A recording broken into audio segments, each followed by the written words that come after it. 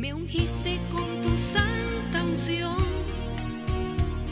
tu mano está sobre mí. Me ungiste con tu santa unción. Bueno, nos ocupa esta noche la palabra del Señor, es el libro de los Hechos. Yo digo Hechos del Espíritu Santo. El capítulo es el 7, un capítulo muy hermoso, es un sermón. Y quisiera que ustedes, por favor, todos tengan a mano sus Biblias, que las puedan rayar, que las puedan marcar, que si hay un rema de Dios para tu vida, lo puedas tomar nota y con fecha y todo. Vamos a leer hasta el versículo 8 al unísono, como siempre hacemos, capítulo 7, el versículo 1 hasta el 8. ¿Listos? El sumo sacerdote dijo entonces, ¿es esto así? Y él dijo, varones hermanos y padres, oíd. El Dios de la gloria apareció a nuestro padre Abraham, estando en Mesopotamia, antes que morase en Harán, y le dijo, sal de tu tierra y de tu parentela, y ven a la tierra que yo te mostraré. Entonces salió de la tierra de los caldeos y habitó en Harán. Y de allí, muerto su padre, Dios le trasladó a esta tierra, en la cual vosotros habitáis ahora. Y no le dio herencia en ella, ni aun para asentar un pie, pero le prometió que se la daría en posesión y a su descendencia después de él, cuando él aún no tenía hijo. Y le dijo Dios así, que su descendencia sería extranjera en tierra ajena, y que los reducirían a servidumbre y los maltratarían por 400 años. Mas yo juzgaré, dijo Dios, a la nación de la cual serán siervos, y después de esto saldrán y me servirán en este lugar. Y le dio el pacto de la circuncisión, y así Abraham engendró a Isaac y le circuncidó al 8º día. E Isaac a Jacob, y Jacob a los 12 patriarcas. Dirígenos, Señor, por la revelación de tu palabra. Rendimos, Señor, nuestro ser a ti. Yo rindo mi espíritu. Reconozco, Señor, la dependencia absoluta y total en tu Espíritu Santo. Límpiame, Señor, de manera que tú puedas fluir y que tu iglesia sea bendecida. Donde quiera que escuchen este mensaje, la iglesia sea bendecida y toda persona que no pertenece a tu iglesia sea transformada y asimilada por la iglesia, sea salvo, Señor. En el nombre de Jesús, bendecimos los aires. En el nombre de Jesús, con la exposición de la palabra, bendecimos los aires, se llenan, una atmósfera llena del Espíritu Santo, se llena de la gloria, la presencia de nuestro Dios. En el nombre de Jesús. Amén. Tomen su asiento, por favor. Estamos aquí en un juicio. Eso es lo que estamos presenciando. Un juicio más de esos que hizo el Sanedrín. Un juicio otra vez hecho a un hombre inocente de cualquier mal. Ellos simplemente, se trata de uno de los 7 diáconos.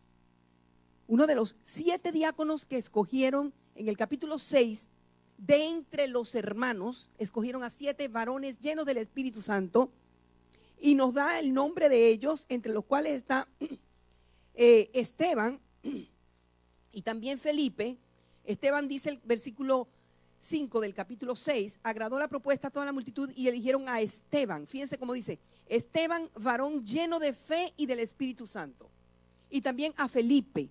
Entonces Esteban protagoniza el capítulo 7 del libro de los Hechos y el capítulo 8 lo protagoniza Felipe. 2 diáconos. Hay personas que creen que todos los milagros, los prodigios tienen que ser hechos por los apóstoles, tienen que ser hechos por los profetas, por los evangelistas. Escúcheme, estos son diáconos. Los diáconos es necesario que sean llenos del Espíritu Santo y llenos de fe. Eso es lo principal en un diácono. Y cuando yo estoy hablando de diáconos, no estoy particularmente hablando del ministerio de diáconos. La palabra diáconos significa servidor, sirviente. Eso es. Y todos nosotros somos sirvientes del Señor, ¿sí o no? Esclavos de Jesucristo. Ahora, si nosotros le servimos al Señor llenos de fe, llenos del Espíritu Santo, el producto es mucho mejor. El Dios del libro de los Hechos, de aquí de la iglesia primitiva, es el Dios de la iglesia aquí en Oakland Park. Lo que pasa es que nosotros tenemos que ser llenos de fe y llenos del Espíritu Santo y entonces poner en práctica lo que Dios nos ha mandado a hacer. La Biblia dice que en el versículo 13 del capítulo 6 de los Hechos, que pusieron testigos falsos que decían, este hombre, es decir, Esteban, no cesa de hablar palabras blasfemas contra este lugar, el templo. No cesa, están diciendo, la acusación es esta. Él no cesa, Esteban no se calla. Él sigue haciendo blasfemias contra el templo y contra la ley. Oh, wow. Pues le hemos oído decir que ese Jesús de Nazaret, ese Jesús de Nazaret, con un poco de despotismo, de desprecio, le hemos oído decir que ese Jesús de Nazaret destruirá este lugar y cambiará las costumbres que nos dio Moisés.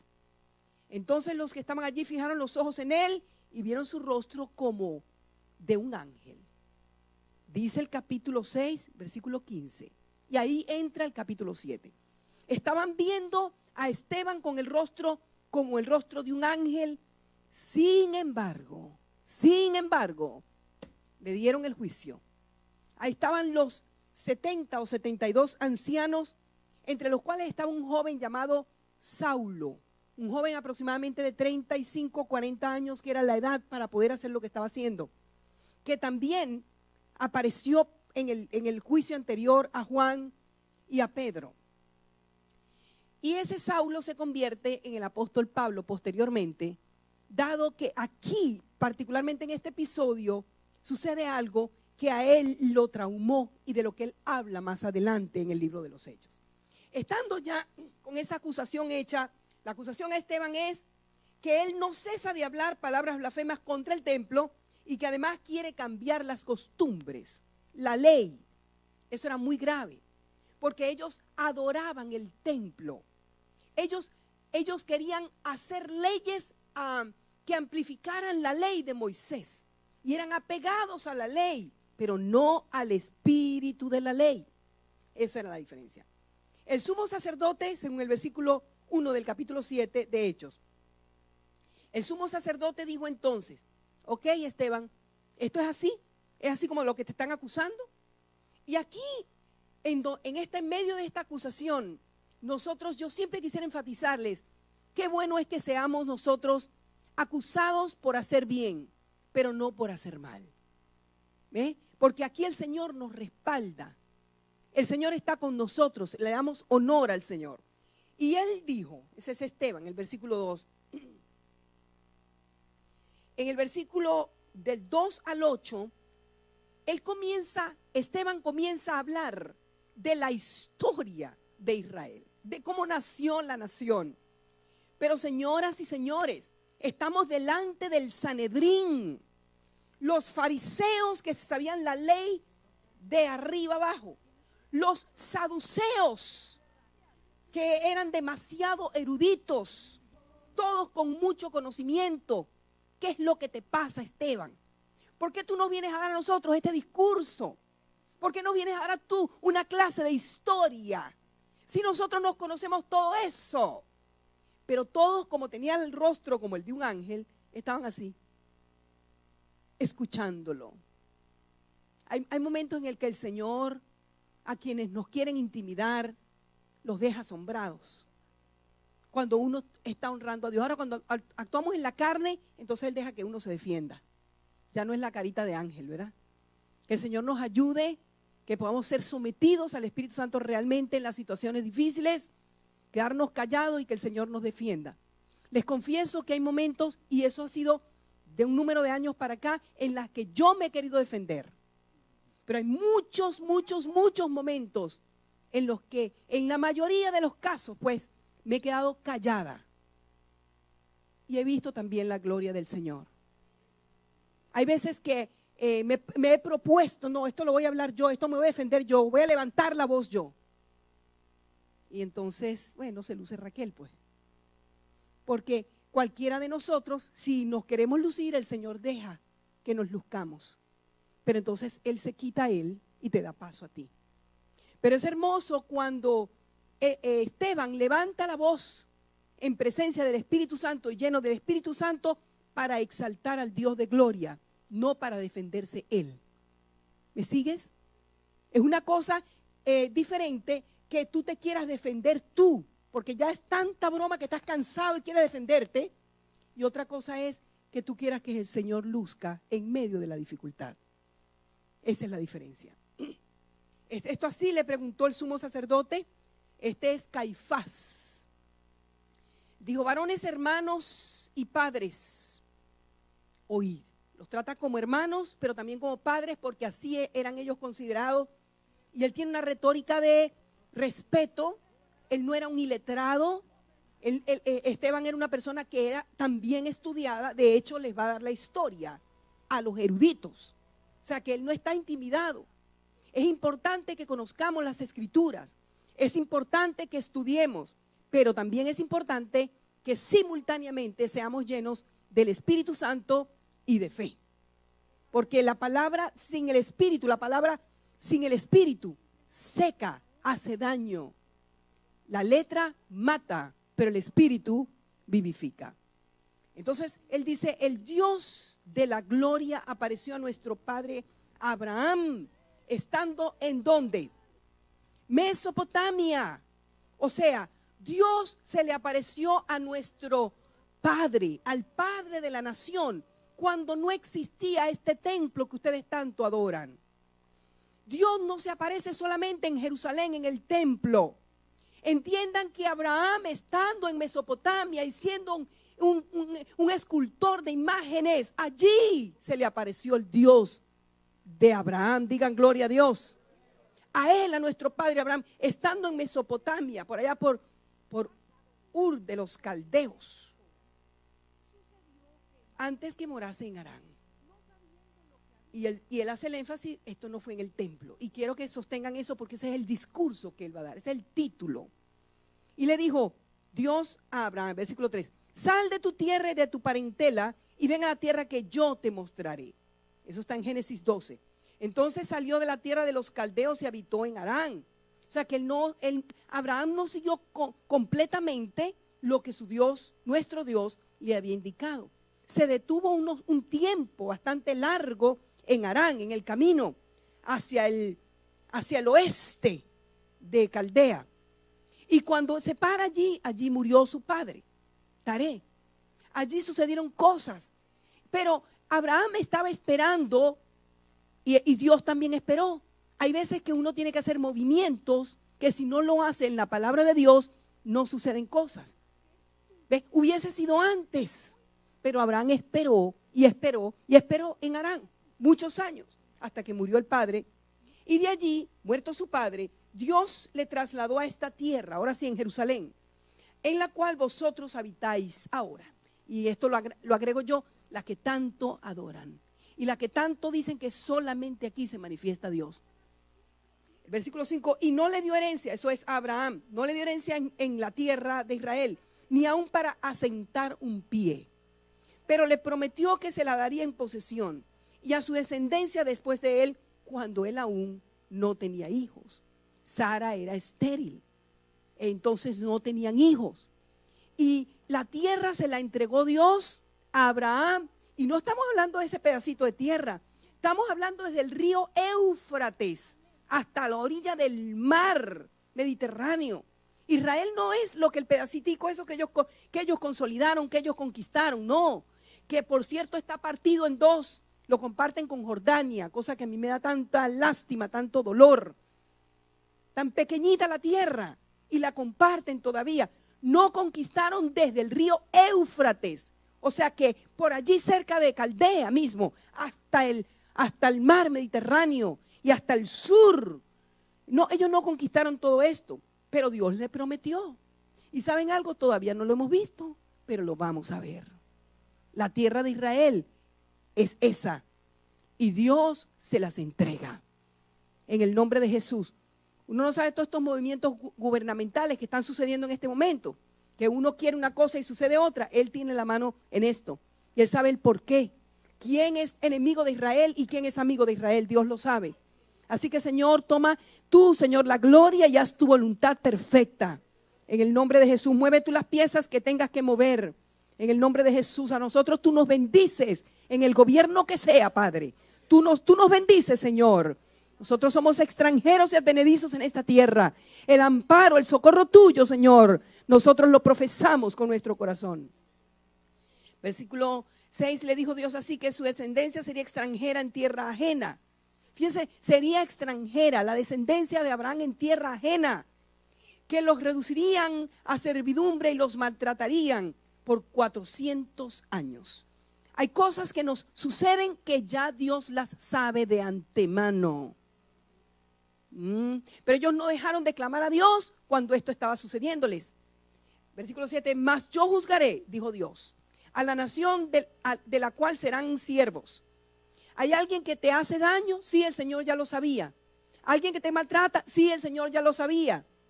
Pero el Señor dice, yo juzgaré a esas personas, yo las juzgaré, dice Dios. Entonces el Señor no pierde ni que le hagan trampa. Él tiene el control de nuestra historia.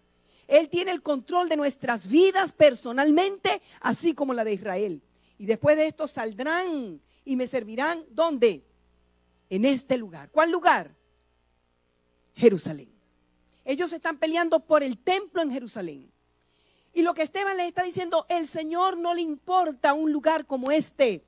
Ustedes están aferrados a este pedacito de tierra. Abraham no poseyó nada todavía. No hay que adorar la tierra, hay que adorar al Dios que creó la tierra, al Dios que creó el planeta, al que se apareció en medio de la idolatría en Mesopotamia. Pero hay más. Versículo 8, y le dio el pacto de la circuncisión. Y así Abraham engendró a Isaac y le circuncidó al 8º día. E Isaac a Jacob lo mismo le circuncidó. Y Jacob a los 12 patriarcas. Pregúntenme, ¿qué significaba la circuncisión?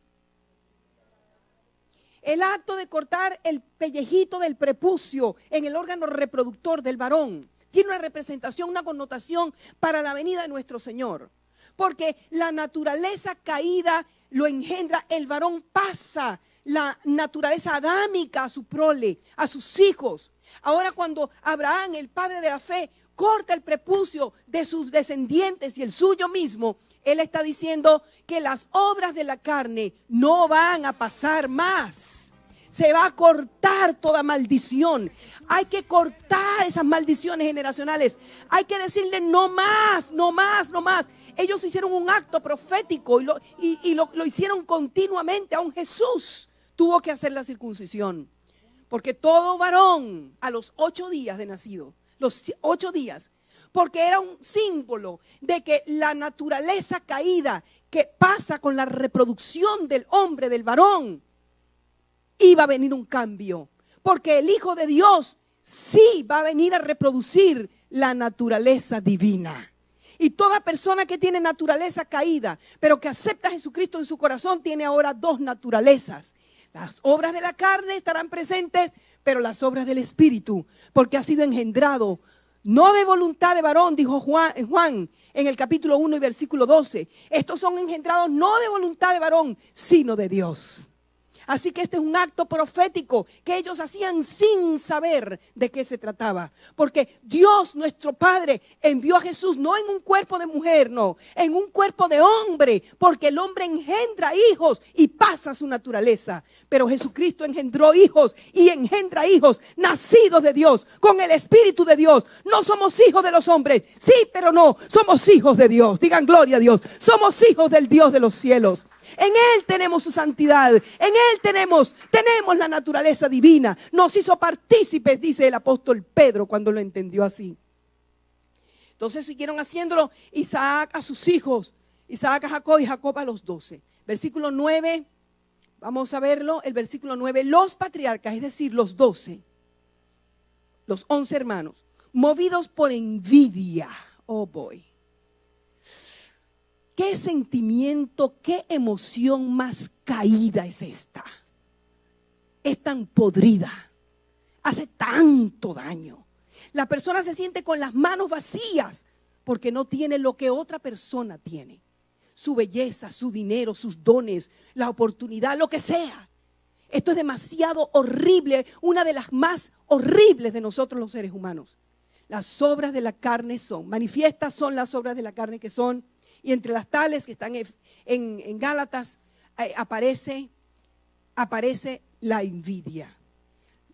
Porque manifiestas son las obras de la carne que son adulterio, fornicación, inmundicia, lascivia, idolatría, hechicerías, enemistades, pleitos, celos, iras, contiendas, disensiones, herejías, envidias, homicidios y borracheras y cosas semejantes a esas. Todos nosotros, mejor dicho, ninguno de nosotros nos escapamos de algunas de estas emociones caídas. Mire, los patriarcas, movidos por envidia, vendieron a José para Egipto. La envidia hizo que Caín matara a su hermano. El primer homicidio ocurrió por envidia que Caín tenía hacia su hermanito Abel. Saúl envidió tanto al rey David y lo persiguió hasta... Él no fue feliz nunca persiguiendo a David por los talentos que David tenía y por la unción que David tenía. Hoy no es la excepción. Ha habido gobiernos en la historia en los que un jefe un emperador, por ejemplo, manda matar a alguien porque envidia su talento. En vez de disfrutar su don, lo manda a eliminar porque yo no tengo ese talento, nadie más lo puede tener. Así, esa es la historia de los seres humanos. Si las paredes hablaran y pudieran gritarnos los horrores de lo que nosotros pensamos y decimos. Una de las emociones más caídas, la envidia. Ellos vendieron a su hermano, a José, para Egipto. Pero, ¿qué dice allí? Dios, léanlo conmigo, pero Dios estaba con él. ¿Con quién estaba Dios? ¿Dónde estaba José? O sea que Dios no se limita a Jerusalén. Dios no se limita al templo. Ustedes tan letrados, tan eruditos que son y no entienden el significado, el espíritu de esa palabra. Se la saben de memoria, pero no tienen la aplicación del espíritu. Dios estaba con él, con José en Egipto. No era necesario que estuviera aquí en Jerusalén en el templo. Y le libró de todas sus tribulaciones, versículo 10. Dios estaba con él y le libró de todas sus tribulaciones. Y le dio gracia y sabiduría delante de Faraón, rey de Egipto, el cual lo puso por gobernador sobre Egipto y sobre toda su casa. Uno lee esto tan rapidito que pareciera que, wow, esto, qué hermoso. Oh, Dios mío, vendieron a José e inmediatamente Dios lo libró de todas sus angustias. Déjenme decirles cómo es la historia. José tuvo preso 13 años por un crimen que él no cometió y que todas las pruebas lo acusaban, todas las evidencias lo acusaban. Por eso fue a la cárcel. Pero Dios no está dormido cuando estamos en medio de tribulaciones. Dios no está dormido cuando estamos en medio de crisis. Dios sabe lo que está sucediendo en tu vida. Él sabe lo que está pasando en la iglesia. Él sabe lo que está pasando en tu trabajo. Y Dios está contigo aunque tú no estés en el templo. Dios te defiende y Dios te libra de todas tus tribulaciones. Y te saca con testimonio. ¿Alguien aquí sabe de lo que estoy hablando? ¿Has pasado por alguna angustia? Dios te libró de la angustia. Él lo hará otra vez. Dios nos librará otra vez. El Dios de José te ayuda. El Dios de José te liberta. El Dios de José hace presencia contigo. Porque tú eres el templo ahora. Yo soy el templo. Mi sanador eres tú, mi libertador, Dios mío. No te tardes. Señor, mira que nuestros días, Padre, son cortos sobre la tierra. 13 años es mucho para mi criterio, Padre. Help us, Lord. Entonces, versículo 11 dice, vino entonces hambre en toda la tierra de Egipto y de Canaán también. Hay momentos de hambre en la tierra. Desde la caída. Antes de la caída eso no era así. Pero ahora hay momentos de hambre en naciones. Hay momentos de angustia nacional, de familia, personal, en la iglesia. Vienen momentos difíciles. Mire, hubo hambre en Egipto y en Canaán también. Y grande tribulación. A nosotros no nos gusta imaginarnos eso. Y nuestros padres no hallaban alimentos. Cuando oyó Jacob que había trigo en Egipto, oye, llegó trigo. Salieron a hacer colas grandotas para comprar su trigo. No, envió a nuestros padres, que dice allí, la primera vez. Tomen nota, la primera vez. Y en la segunda vez, noten, José se dio a conocer a sus hermanos y fue manifestado a Faraón el linaje de José. O sea que José se reunió con ellos la segunda vez. La historia es muy hermosa y es el libro de Génesis desde el capítulo 12 hasta el 50. Hermoso. Si no la han leído, léanlo. Esa es la historia de cómo nace nuestra familia de la fe, nuestros padres. El versículo 14, y enviando José, hizo venir a su padre Jacob y a toda su parentela, toda la familia, los más allegados, los de su núcleo familiar, todo el mundo, su parentela, en número de 75 personas. Y alguien dirá, bueno, ¿por qué en Génesis 45, 46 dice 70 personas?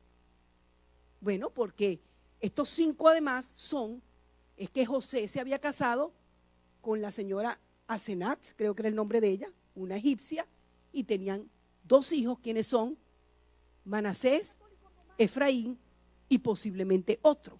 Esos es los 5. ¿Ven? Pero hay personas que encuentran contradicción aquí. Ay, no, la Biblia no puede ser verdad porque en Hechos dice que habían 75 y en Génesis dice que habían 40. No importa. La diferencia de 5 no importa. Sabemos que son los hijos, la descendencia de José.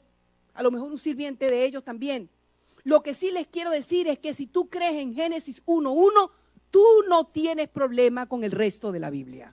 ¿Ustedes pueden creer lo que dice aquí la palabra de Dios esta noche? Si dijera 100 creemos. ¿Por qué? Porque el Señor sabe lo que estaba escribiendo. Versículo 15, así descendió Jacob a Egipto, donde murió él, llegó ya viejito, sus ojos ya estaban bien oscuros, ya, y también nuestros padres, los cuales fueron trasladados a Siquem y puestos en el sepulcro que a precio de dinero compró Abraham de los hijos de Amor en Siquem. El único pedacito de propiedad que tuvieron fue una sepultura que Abraham le compró para sepultar a su esposa, el cadáver de su Sara, cuando ella murió primero. Eso fue lo único en posesión que tuvo él. De resto dice en el capítulo 13 de Génesis que Abraham fue riquísimo en ganado, en plata y en oro, pero él andaba deambulante. Él no se afirmó en ningún lugar. Dios no se lo dio. Hay promesas que a ti mismo solamente te da como el arras. Que Dios nos ha dado promesas y nuestros hijos lo van a heredar. Dejamos esta herencia a nuestros hijos, pero seamos fieles y creamos que el Dios nuestro, Él que nos prometió, nos lo hace. El que prometió cumple sus promesas. Y cuando Abraham tenía 75 años, se le aparece Dios. Génesis 15, Génesis 12. Te voy a dar un hijo. De 75 años. Sara estéril. Ya todo por ahí estaba desconectado ya. Apagado. Pero Dios dijo, te voy a dar un hijo. ¿Y sabe a qué edad tuvo el hijo? A los 100 años. Miren, nuestro Dios es poderoso para sacar vida de las cenizas de una piedra. Nuestro Dios es poderoso para hacerlo. El que prometió, Él cumple su promesa, Él cumple su palabra. Solo necesita un corazón fertilizado por la fe y que no seamos quejumbrosos mientras esperamos. A mí se me hace un poco difícil ahorita, ¿saben? No vengamos al Señor con quejabanzas. Escojamos adorar. Alabanzas. ¿Y sabe qué es terapia esto? Uno puede estar pasando por una situación terrible. Particularmente yo me vengo acá a la hora que sea, porque gracias al Señor tengo la virtud de que me regaló este local aquí cerquita de la casa. Y tengo el refugio acá. O allá mismo en la casa, o caminando, porque el templo soy yo, no el local. Y adoro. Qué aliento. Fuerza. Terapia. Es. Cuando estés en angustia, no te angusties más. Háblale al alma. Hey, cálmate, adora al Señor. Haz altar. Abraham hizo altar en todas partes, bajo un tamarindo, él hizo altar en todas partes donde él llegaba. Versículo 17, pero cuando se acercaba el tiempo de la promesa, quisiera que leamos ese en voz alta juntos. Pero cuando se acercaba el tiempo de la promesa que Dios había jurado a Abraham, el pueblo creció y se multiplicó en Egipto. Cuando vino el tiempo de la promesa, cuando ya se acerca el tiempo de la promesa, hay promesa y se va a cumplir a su tiempo. Cuando se acerca el tiempo, entonces comienza la multiplicación. Entonces comienza delante de nuestros ojos a verse la bendición. Pero tenemos que esperar el cumplimiento del tiempo de la promesa que Dios había jurado a Abraham. El pueblo creció y se multiplicó en Egipto. Hasta que se levantó en Egipto otro rey que no conocía a José, otro faraón. Este rey, versículo 19, usando de astucia con nuestro pueblo Israel, maltrató a nuestros padres a fin de que expusiesen a la muerte a sus niños para que no se propagasen. En aquel mismo tiempo nació ¿quién? Moisés. Hemos hablado de tres personajes con Moisés. ¿Quiénes son? Primero, Abraham. Segundo, José. Tercero, Moisés. Moisés y José son prototipo de Jesucristo. El versículo 20, en aquel mismo tiempo nació Moisés y fue agradable a Dios y fue criado 3 meses en la casa de su padre. Pero siendo expuesto a la muerte, la hija de Faraón le recogió y le crió como a hijo suyo. Quiero pararme un momento aquí, porque Dios persigue de manera cruel a los varones. Horrible. Cuando Moisés en Éxodo capítulo 3, capítulo 4, nace, a los varones los quería matar el faraón. A los varones, maten todos, dejan que las niñas vivan, pero maten a los varones. Hay una fuerza maligna que persigue al hombre de Dios para destruirlo. Cuando entiende que el hombre ama al Señor, que hay promesa de Dios, que hay un llamado, entonces el enemigo lo asedia con todo tipo de maldades, todo tipo de locuras, aún quitándole la vida. Pero hay una protección. El Dios de pacto, el Dios de Noé, el Dios de ese arcoíris, cada vez que lo veamos recordemos que nuestro Dios es Dios de pactos. Nuestro Dios es Dios de pactos. Jocabed lo sabía, Jocabed sabía, la madre de Moisés sabía y agarró una cestica de juncos, la hizo y acordándose del arca de Noé, allí puso en esa cestica al bebé para que flotara y llegó, qué casualidad, que llegó a las orillas del palacio. La mano del Señor lo llevó allí. La mano del Señor lo llevó allí. La mano del Señor dirigió esa cestica. Digan gloria a Dios. Y ese nuestro Dios de pactos guardará a nuestros hijos, a nuestras hijas. Clamo por mis hijas.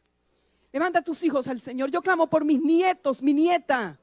Yo digo, Señor, que el Dios de pactos, el Dios del pacto de mi abuela, de mi papá Luis Almenar, el Dios del pacto de mi madre, de mi hermana Ruth, el Dios de pacto de quien soy y a quien sirvo, el Dios de Abraham, de Isaac y de Jacob. Protege mis hijas. Vamos, levanta oración por tus hijos, por tu descendencia, por tu parentela. Levantamos a nuestros familiares y decimos que son gente de promesa.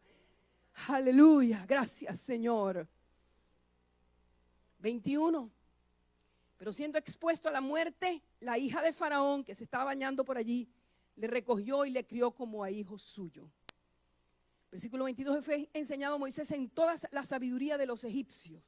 Esto va desde cómo embalsamar los muertos, que eso fue único de ellos, hasta cómo hacer las pirámides, las matemáticas. Ellos tenían mucho conocimiento. A él lo entrenaron allí, en Egipto, con toda la sabiduría de los egipcios. Pero Jocabed, la mamá, era la nodriza y le estaban pagando para que cuidara a su propio hijo. Ay, me encanta eso. Ay, Señor, tú eres hermoso. Y además estaba Miriam también. Estaba ella, que cuidaba a su hermanito. Le tenía como unos 12 años mayor que él. El Señor se las sabe todas. Y fue enseñado a Moisés en toda la sabiduría de los egipcios y era poderoso en sus palabras y obras. Una cosa es ser poderoso en palabras, hablar bien, pero otra cosa son palabras y obras. Cuando hubo cumplido la edad de 40 años, como ser mayor de edad, pues, le vino al corazón el visitar a sus hermanos, los hijos de Israel. Lean conmigo el 24. Y al ver a uno que era maltratado, lo defendió e hiriendo al egipcio, vengó al oprimido. 25. Pero él pensaba que sus hermanos comprendían que Dios les daría libertad por mano suya, mas ellos no lo habían entendido así. Hay veces que uno cree que la gente ha entendido, pero no ha entendido. Uno puede asumir, y esto le pasó al pueblo de Israel. Jesús vino a ser representado, o sea, mejor dicho, José era prototipo de Jesús y Moisés también. José fue rechazado por sus propios hermanos, lo vendieron sus propios hermanos, lo traicionó, lo rechazó y lo traicionó su propia familia. Moisés también vino a ser prototipo de Jesucristo, rechazado por sus propios hermanos. Ellos no entendieron. El 26, Hechos 7, 26. Y al día siguiente se presentó a uno de ellos que reñían y los ponía en paz, diciendo: varones, hermanos sois, ¿por qué os maltratáis el uno al otro? Vamos a ver cómo fue que le contestaron. Gracias, Moisés, por darnos esa lección buena. Gracias, Moisés, nosotros vamos a dejar de pelear. ¿Qué fue lo que le dijeron? El 27. Entonces el que maltrataba al prójimo le rechazó, diciendo: ¿quién te ha puesto por gobernante y juez sobre nosotros? ¿Quieres tú matarme como mataste ayer al egipcio? Oh, wow. Al oír esta palabra, Moisés huyó. Oh, Dios mío, cómo rechazaron a este hombre que era levantado como salvador para ellos, como el que los iba a liberar. Pero ellos no lo entendieron. Igualmente estos mismos, el Sanedrín mismo, vieron a Jesús, lo tuvieron allí de frente. Algunos vieron el templo, el velo roto de arriba abajo. Y cuando llegaron en la crucifixión del Señor, cuando el Señor entrega su espíritu, el velo del templo se rasgó. Y cuando los saduceos y los sacerdotes llegaron, encontraron el velo roto. Oye, más de uno se convirtió, pero no fue la totalidad de ellos. Lo rechazaron y en ningún otro hay salvación, porque no hay otro nombre bajo el cielo en que podamos ser salvos. Solamente Jesucristo puede salvar. No importa todo el conocimiento de toda la ley, no importa que te conozcas la Biblia desde Génesis 1 hasta Apocalipsis 22, si no tienes a Jesucristo en el corazón, si eres tremendo adorador, si eres tremendo servidor, si tienes todos los dones, si tú sanas y haces milagros en gente, escúchame, si no tienes a Jesucristo en el corazón, no te vistas que no vas. Así de sencillo. Solo Jesucristo salva. No son las buenas obras, ni son los diezmos. No, es Jesucristo. Y él, Moisés, prototipo de Jesucristo, y José también, lo rechazaron. Versículo 28, miren lo que pasó. El versículo 29, al oír esta palabra, Moisés huyó. Y yo quiero parar un momentito aquí. Él se fue por 40 años a Madián. 40 años había pasado, ay Dios mío, en Egipto. Y sus hermanos lo rechazaron y se fue huyendo. Muy lamentable. Hay momentos que, a diferencia de nuestro Señor Jesucristo, que nunca tuvo las manos tiznadas de ningún mal, cada uno de nosotros pudiera cargar su egipcio montadito aquí, su muerto, su culpa, su pecado, su pasado. Es hora de soltar el muerto. Es hora de decir, yo recibo perdón. La sangre de Jesucristo me limpia de todo pecado. Yo me perdono de aquel error que yo cometí. Me perdono de aquel hogar que yo destruí. Me perdono de aquel mal que yo hice. Me perdono y busco el perdón. Y de ahora en adelante, no más mal. Haré bien y no mal.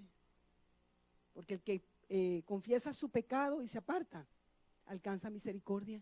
Y el Señor dijo, vete y no peques más. Moisés huyó, versículo 29, y vivió como extranjero en tierra de Madián. Madián, totalmente pagano, Madián. Ahí estaba el suegro, posteriormente vino a ser el suegro, Jetro, el sacerdote, la palabra Jetro es sacerdote, y se llama Reuel. El Jetro de allí vino a ser su suegro, donde engendró 2 hijos. Pasados 40 años, un ángel se le apareció en el desierto. Oh, hermanos, estamos parados aquí frente al Sanedrín. Los eruditos están allí. La mayoría son saduceos. Ellos no creen en ángeles. Ellos no creen en resurrección. Ellos no creen en espíritu. Ellos no creen sino en lo que ven sus ojos. Y él está diciendo, se le apareció un ángel. Y ahí me encanta quién fue ese ángel. ¿Tienen alguna idea por allí? El ángel de Jehová. ¿Tienen alguna idea quién fue ese ángel de Jehová? Jesús. Ese fue. Se le apareció en el desierto del monte Sinaí en la llama de fuego. Ay, qué hermoso. Moisés rechazado por la gente, pero escogido por Dios. Hay por ahí algo que sucede con la gente que tiene como un llamado, que es escogido. El diablo le azota inmisericordiamente. Y la gente tiende a rechazarle. Pero el llamado de Dios está y el soporte de Dios está. Digan gloria a Dios. Versículo 31, entonces Moisés mirando se maravilló de la visión. Y eso de visión es porque es una cosa que es como entre dormido y despierto, como entre reales y irreales, es sobrenatural, en lo natural. La visión. Acercándose para observar, vino a él la voz del Señor, el ángel, ¿ok? Y le dijo, ¿cómo le dijo el ángel? Yo soy el Dios de tus padres, el Dios de Abraham, el Dios de Isaac y el Dios de Jacob. Gloria a tu nombre, Señor. Hoy te celebramos, Dios de Abraham. Hoy te celebramos, Dios de Isaac. Hoy te celebramos, Dios de Jacob. Hoy te celebramos, Dios de Moisés. Y decimos que eres nuestro Dios. Y Moisés temblando no se atrevía a mirar. El 33, y le dijo el Señor, quita el calzado de tus pies, porque el lugar en que estás es tierra santa. Olvídense del templo de Jerusalén. Aquí mismo en Madián, donde Moisés está, se le aparece Jesús mismo, el ángel.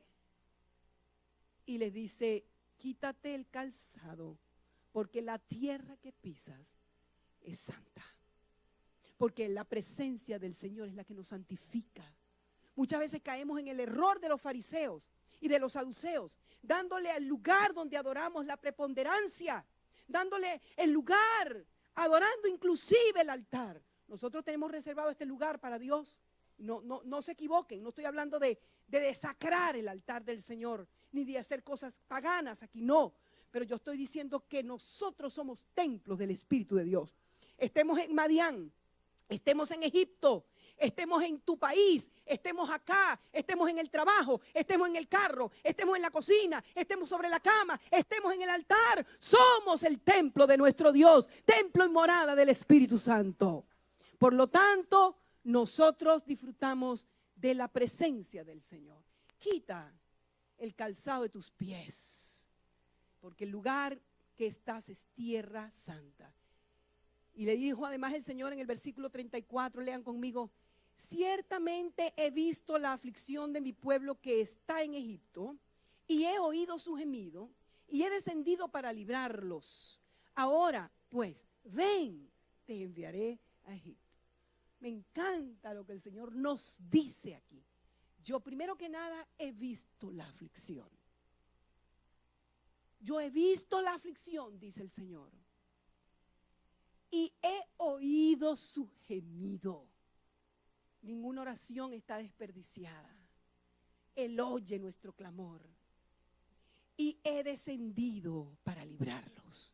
¿Cuál es el proceso? Son 3 cosas que Dios dijo. He visto la aflicción. He oído el gemido. Y he descendido. Gloria a tu nombre, Señor. Eso es palabra para ti y para mí.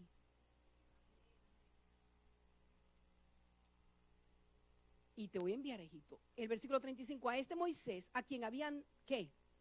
Rechazado, como a Jesús. A este Moisés que habían rechazado, como también le está diciendo Esteban, rechazaron a Jesús, diciendo, ¿quién te ha puesto por gobernante y juez? A ese que rechazaron, a este lo envió Dios como gobernante y libertador por mano de ese ángel que se le apareció en la zarza. Digan gloria a Dios. O sea que no es cuestión de que como ustedes lo rechazaron, yo también lo rechazo, no. La gente lo rechaza, pero Dios lo escogió. La gente lo ataca, pero Dios lo bendice. Y todo lo que le hagan viene resultando para bien, para el propósito de Dios. Yo quiero hacer un paréntesis para decirles a ustedes que no se crean ustedes que si no son escogidos para salvación o escogidos para un llamamiento, no van a sufrir en el mundo caído. Todos, aquí en esta jornada terrenal, cada quien se lleva su chubasco y su palo de agua. Alguna aflicción. Pero Dios escucha nuestro gemir. Él ve y Él nos defiende. Él desciende. Amén. El 36, y le sacó habiendo hecho prodigios y señales en tierra de Egipto, otra vez bien lejos de Jerusalén, y en el Mar Rojo, y en el desierto por 40 años. Este Moisés es el que dijo a los hijos de Israel. ¿Qué dijo el versículo 37? Este Moisés es el que dijo a los hijos de Israel, léanlo conmigo, profeta os levantará el Señor vuestro Dios de entre vosotros, vuestros hermanos, como a mí, dijo Moisés, a él oiréis. Ustedes aman a Moisés. Bueno, Jesús es el profeta como yo. Tienen que oírlo. El 38, este es aquel Moisés que estuvo en la congregación en el desierto con el ángel que le hablaba en el monte Sinaí y con nuestros padres y que recibió palabras de vida que darnos. La palabra que él recibió fue palabra de vida. La ley no era el espíritu de la ley no era de matar a nadie. Era de vida. Solamente que estos hombres, saduceos y fariseos, el Señor detesta el fariseísmo. El Señor detesta que tú con las manos ensangrentadas acuses a otro. El Señor detesta, y lo dijo él, que cuando tu hermano tiene una pajita en el ojo, te atreves a acusarlo, pero tú tienes una viga. El Señor detesta el fariseísmo. Todos tenemos que reconocer que todos fallamos. Todos tenemos que reconocer el Egipto muerto. Todos tenemos que reconocer que hay momentos que hemos huido de los problemas. Todos y cada uno de nosotros califica. Por eso es que no podemos acusar a nadie. Que el Señor tenga misericordia de nosotros y nos ayude. Que vivamos por el espíritu de la ley, no por la letra, porque la letra mata, pero el espíritu vivifica. Así seríamos misericordiosos. Hay muchos de la iglesia de hoy que si fueran parte del Sanedrín, hubiesen hecho esto con Esteban, hubiesen sido parte. El versículo 39, al cual Moisés, nuestros padres no quisieron obedecer, palabras que darnos, sino que le desecharon y en sus corazones se volvieron a Egipto. Cuando dijeron a Aarón, haznos dioses que vayan delante de nosotros, porque a este Moisés que nos sacó de la tierra de Egipto, no sabemos qué le haya acontecido. El relato está en el Éxodo 32. Entonces Aarón hizo un becerro de oro. Hicieron un becerro y ofrecieron sacrificio al ídolo. Al ídolo. Y en las obras de sus manos se regocijaron. Nuestro Dios es el que hace, el que crea, el que diseña. Nosotros no podemos diseñar a Dios. Y Dios se apartó y los entregó a que rindiesen el culto al ejército del cielo. Lamentablemente, cuando una nación se vuelve idólatra, Dios se aparta y le deja que hagan culto a sus dioses. Pero con eso viene un castigo impresionante, con mucho dolor en mi corazón. Esto es lo que está pasando en Venezuela. Hay un país muy idólatra en Latinoamérica, muy idólatra, Venezuela. Dios los suelta entonces a sus ídolos. Ten misericordia de nosotros, Padre. Como está escrito en el libro de los profetas, ¿acaso me ofrecisteis víctimas y sacrificios en el desierto por 40 años, casa de Israel? Antes bien llevaste el tabernáculo de Moloc. Moloc es el Baal. Moloc es un dios falso. Moloc le sacrificaban los bebés, los hijos. Hoy lo estamos haciendo, entregándolo al aborto. Y la estrella de vuestro dios Renfán, figuras que os hicisteis para adorarlas, os transportaré pues más allá de Babilonia, más allá de Caldea, más allá de Ur de los Caldeos. Por 70 años los entregó. Tuvieron nuestros padres el tabernáculo del testimonio en el desierto. Ok, ellos anduvieron con el arca, con las tablas de la ley, con el maná. Ellos estuvieron con el arca del Señor. Si quieren aprender acerca de eso, Éxodo 28 en adelante lo tiene. Como había ordenado Dios cuando dijo a Moisés que lo hiciese conforme al modelo que había visto, el cual, recibido a su vez por nuestros padres, lo introdujeron con Josué al tomar posesión de la tierra de los gentiles, a los cuales Dios arrojó de la presencia de nuestros padres hasta los días de David. En otras palabras, la presencia de Dios estuvo en el arca con ellos en pleno desierto. Los guiaba. O sea que no era necesario el templo. ¿Por qué adoran el templo? ¿Por qué adoran el arca? ¿Por qué no adoran al Dios del arca y al Dios del templo? Ahora hablemos del otro héroe, se llama David. David, halló gracia delante de Dios y pidió proveer tabernáculo para el Dios de Jacob. ¿Se acuerdan? En Samuel, él dijo, yo quiero hacerle casa a Jehová. Mi casa es casa de cedro, de madera muy fina. En cambio, Dios tiene solamente una tienda. Y el Señor le dijo, no, tú no me vas a construir casa. Yo te voy a construir casa a ti. ¿Qué haces tú cuando tú pides algo y Dios no te lo da? Yo he pedido cosas que Dios hasta el momento no me ha dado. Cosas muy valiosas para mi vida. Dios no me las ha dado. Pero lo que yo sí sé es que cuando Dios me niega algo, que no me lo da, es porque Él tiene algo mejor. Le dijo David, yo quiero hacerte casa. Y llegó el profeta Natán y le dijo, no, el Señor dijo que no, por esto y por esto. Pero dijo Dios que de tu descendencia, de tu casa, Él te va a hacer una casa para siempre. Y de tu descendencia saldrá el Rey de Israel. Ese es Jesús. Por eso Jesús se le llamó Hijo de David. Que comparado con que David hubiese hecho un templo, no se puede comparar el regalo que Dios le dio, de que de su descendencia, de su linaje, viniera Jesús. En otras palabras, si Dios a ti te niega lo que tú le pides, Padre, concédenoslo por favor. Pero en su voluntad y en su sabiduría, Él sabe lo que nos conviene. Cuando Dios te niega algo, tiene algo mejor para ti. Digan gloria a Dios. Algo superior para ti. David se puso hasta molesto. Bueno, Señor, ¿qué es esto? Bueno, a mí me ha pasado. Señor, te he clamado por tantos años y este no es lo que yo te pedí. Y mira lo que estoy recibiendo, Padre mío. Y el Señor sabe lo que es mejor y Él no va a llegar tarde. Yo escojo creerte, Señor. Mas Salomón, el versículo 47, mas Salomón, hijo de David, le edificó casa. Pero fíjense bien, 48.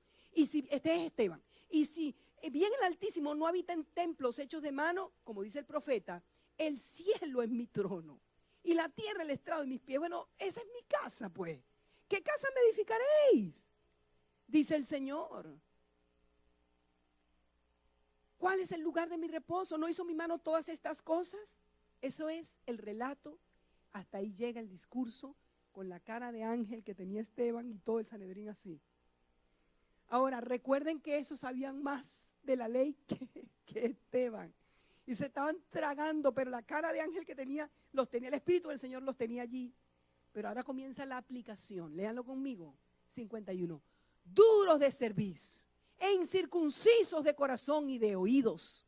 Vosotros resistís siempre al Espíritu Santo, como vuestros padres, así también vosotros. ¿Se dan cuenta cómo rechazaron a José? ¿Se dan cuenta cómo rechazaron a Moisés? ¿Se dan cuenta cómo fue nuestro padre? ¿Cómo se dan cuenta? Ustedes igualito son que sus padres, que nuestros padres. ¿A cuál de los profetas no persiguieron vuestros padres? A Isaías lo mandó a cerrar un rey de Judá, a cerrándolo por la mitad. Jeremías lo echaron en una cisterna. A Elías los asediaron porque se pararon estos hombres y mujeres de Dios a proclamar la palabra, que es dura. Pero el hombre y la mujer de Dios no negocia el mensaje. Les dijo muy claramente, duros de cerviz. Eso está escrito, le aplicó una palabra que está en Éxodo 32:9. Siempre ustedes resisten al Espíritu Santo, como sus papás, ustedes, así mismos son ustedes. ¿A cuál de los profetas no persiguieron vuestros padres y mataron a los que anunciaron de antemano la venida del justo? Gloria al justo. Isaías 24, gloria al justo. Ustedes lo rechazaron, de quien vosotros ahora habéis sido entregadores y matadores. ¿No se lo decoró muy bonito? Vosotros que recibisteis la ley por disposición de ángeles. La mayoría de los saduceos, de ustedes son saduceos y ustedes niegan los ángeles. Y la ley vino por ángeles. Y no la guardasteis. Pero miren lo que pasó, el resultado del discurso fue este, 54. Oyendo estas cosas, se enfurecían en sus corazones y crujían los dientes contra él. ¿Sabe? Cuando uno le da como rabia, uno aprieta, quieras o no, los dientes. Uno le da como una rabia. Mira que yo lo hago así, una rabia, y ya de una vez aprieto los dientes. Hay gente que se le nota más que a otros. Entonces les crujían los dientes, pero imagínense ustedes esos 70 contra él. Ira, una reacción terrible. Pero Esteban, vean conmigo, lleno del Espíritu Santo, puestos los ojos en el cielo, vio la gloria de Dios. Qué hermoso. Y dijo, he aquí veo los cielos abiertos y al Hijo del Hombre que está a la diestra de Dios. Wow. Ahora sí es verdad.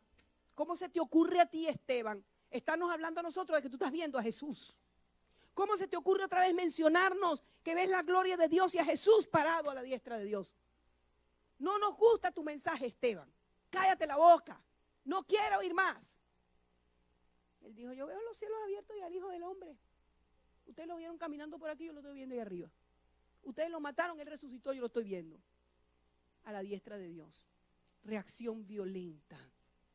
Ellos dando grandes voces. Imagínense un poco, muchachito más o menos como de 15 años, bravo. Vamos a ponerlo de 10, de 8 años más o menos. Pero estos no eran muchachitos hombres, todos hombres.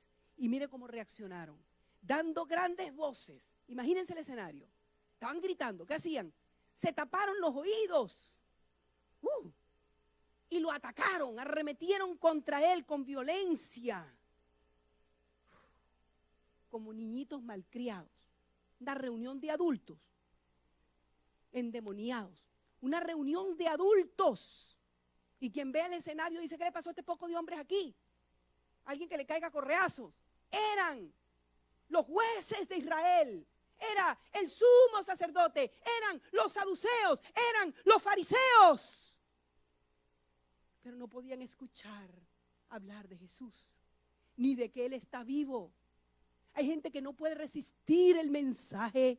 Pero entiendan por favor que ese Jesús es Jesús de la historia. Ese Jesús partió la historia en dos, antes y después de Jesucristo.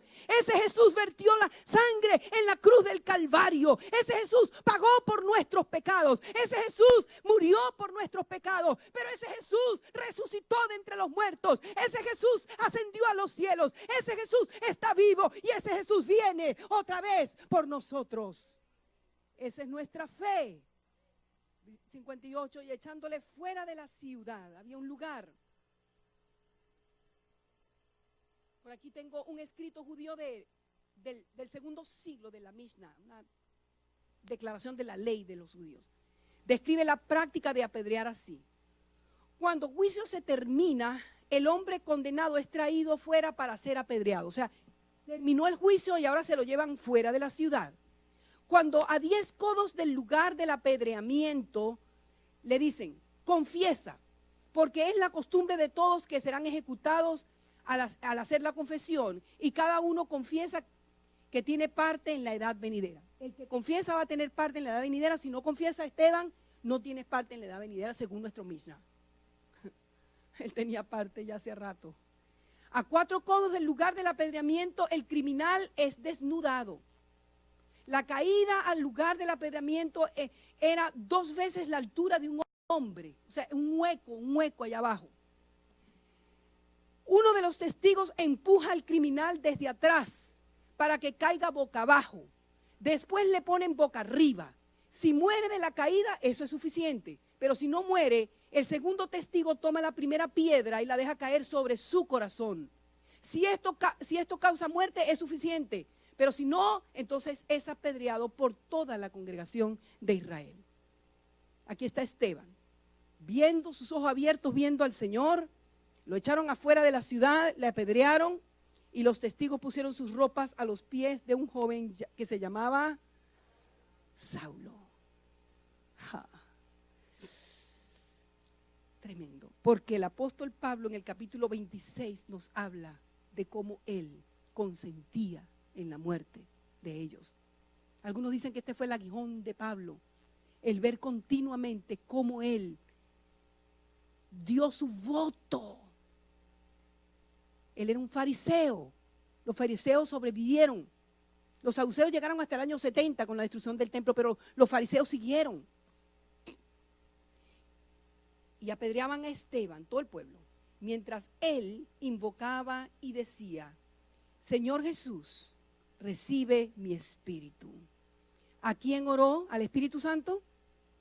El Espíritu Santo no recibe oraciones, iglesia. No oramos al Espíritu Santo, no se le canta al Espíritu Santo. Hay una sola vez que se le habla al Espíritu, Ezequiel 37, el Valle de los Huesos, donde él dice, di a los 4 vientos que sopla, Espíritu, ven. Es la única parte, no es escritural orar al Espíritu Santo. Oramos al Padre, oramos al Hijo, oramos al Padre en el nombre de Jesús, a través de la llenura del Espíritu Santo. Apedreaban a Esteban mientras él invocaba y decía, Señor Jesús, recibe mi espíritu. Qué hermosa oración, la misma que hizo Jesús cuando dijo, Padre, en tus manos encomiendo mi espíritu. Pero eso no fue solamente esa, hay otra palabra más. Y puesto de rodillas, el Esteban se las traía.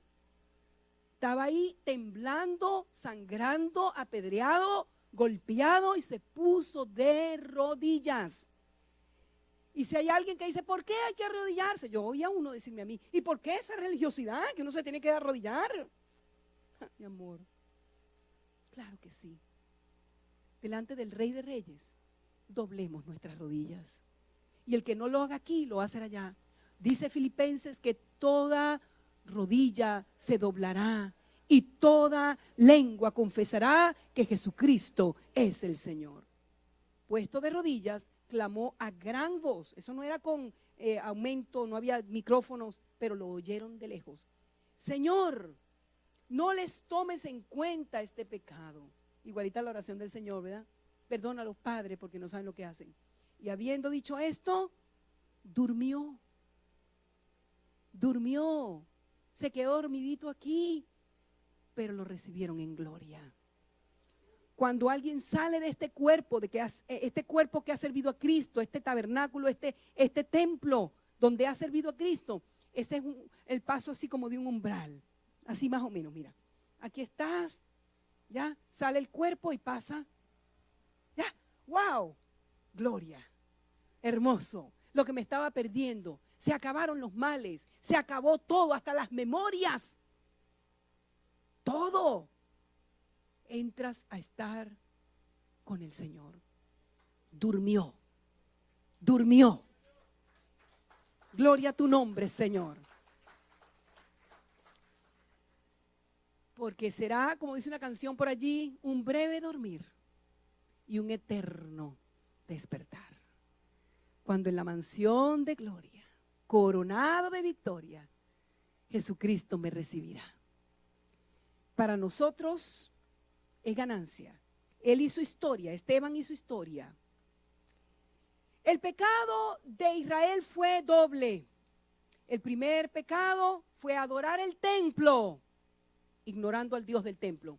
Y el segundo pecado, rechazar a los enviados de Dios.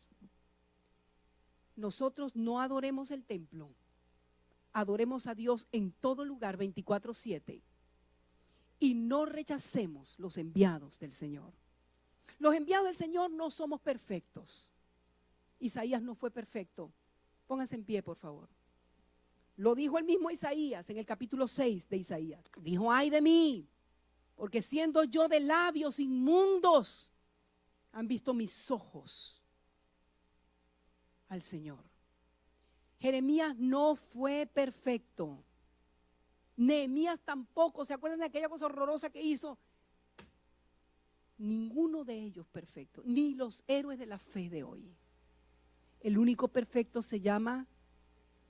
Así que comienza a aceptar a los héroes de la fe que viven contigo y que comparten en la iglesia que Dios escogió para ti, aunque no hagan las cosas como tú quisieras que las hagan.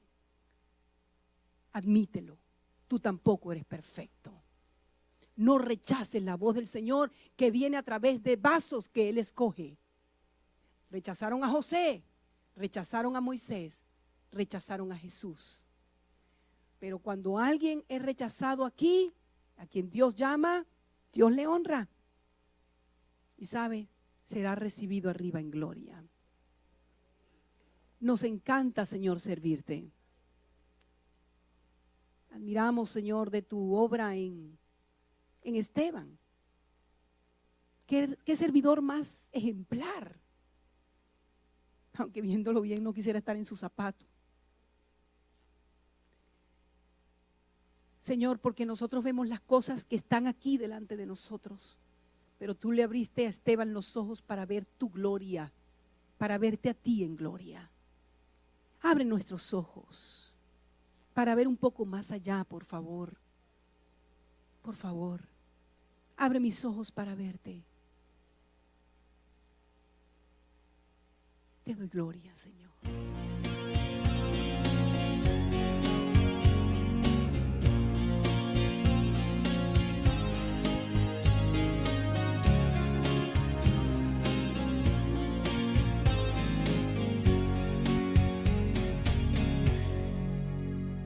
Me ungiste con tu santa unción.